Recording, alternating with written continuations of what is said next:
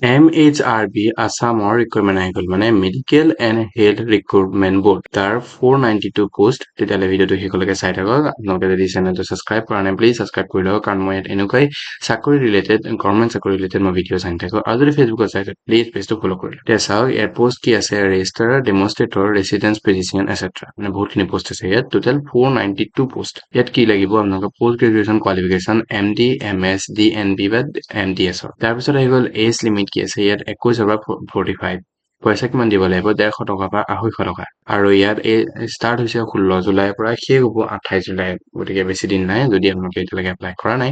সোনকালে এপ্লাই কৰি লওক যদি নিজে এপ্লাই কৰিবলৈ অসুবিধা পায় তেতিয়াহ'লে মোক কণ্টেক্ট কৰিলে হ'ল মই ধুনীয়াকৈ এপ্লাই কৰি দিম ইয়াৰ পিছত আহি গ'ল যে আপোনালোকৰ পোষ্টখিনি দিয়া আছে ডিপাৰ্টমেণ্ট কি ডিপাৰ্টমেণ্টৰ এইটো চাওক এনাটমি এনেস্থেচিয়লজি বায়'কেমিষ্ট্ৰি কাৰ্ডিঅলজি তেনেকৈ কৰি গোটেইখিনি ডিপাৰ্টমেণ্ট ইয়াত দিয়া আছে আৰু পে স্কেল কিমান আছে পে স্কেল আপোনালোকে ভিডিঅ'টো পজ কৰি পঢ়ি ল'ব পাৰিব আৰু পে স্কেল হ'ল 57,700ৰ পৰা 1,82,400 প্লাছ আদাৰ এলাউন্সেছ থাকিব ইয়াৰ পিছত আহি গ'ল আপোনালোকৰ এজ লিমিট কি এজটো মই অলৰেডি ক'লোৱে 21 পৰা 45 বছৰৰ ভিতৰত আৰু আপাৰ এজ লিমিটটো দিয়া থাকিব আৰু PWD কেণ্ডিডেটৰ কাৰণে 10 ইয়াৰ্ছ থাকিব ইয়াৰ পিছত কোৱালিফিকেশ্যন কি লাগিব চাওক post graduation qualification MD MS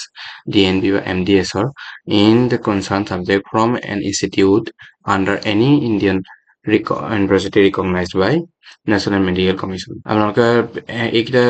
qualification থাকিব লাগে এইখিনিৰ ভিতৰত আৰু তাৰ লগতে আপোনালোকৰ যোনখন য'ৰ পৰা কৰিব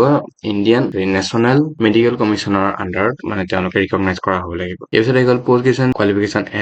MS এনাটমি আৰু এই গোটেইখিনি কোৱালিফিকেশ্যন আপোনালোকে চাই ল'ব পাৰিব ৰখাই পেলাই ভিডিঅ'টো তাৰপিছত ইয়াত আহি গ'ল যে আপোনালোকৰ ছুপাৰ স্পেচিয়েলাইজ স্পেচিয়েলিটি কি তাৰপিছতে ইয়াত আহি গ'ল আপোনালোকৰ এপ্লিকেশ্যন ফি কিমান দিব লাগিব আমি যাবৰ কাৰণে 250 OBC MOBC ST SC কাৰণে 150 PWD কাৰণে নালাগে একো ইয়াৰ পিছত আহি গ'ল আপোনালোকে কেনেকে এপ্লাই কৰিব লাগে চাওক আপোনালোকে যদি মই কৈ থাকোঁ যে আপোনালোকে যদি নিজে এপ্লাই কৰিবলৈ অসুবিধা পায় তেতিয়াহ'লে মোক কণ্টেক্ট কৰিলে হ'ল মই ধুনীয়াকৈ আপোনাক এপ্লাই কৰি দিম এইটো মোৰ ফোন নম্বৰ ইয়াত কণ্টেক্ট কৰিব পাৰে আৰু ইয়াত আহি গ'ল ষ্টাৰ্ট ডেট দিয়া আছে যে 16 জুলাই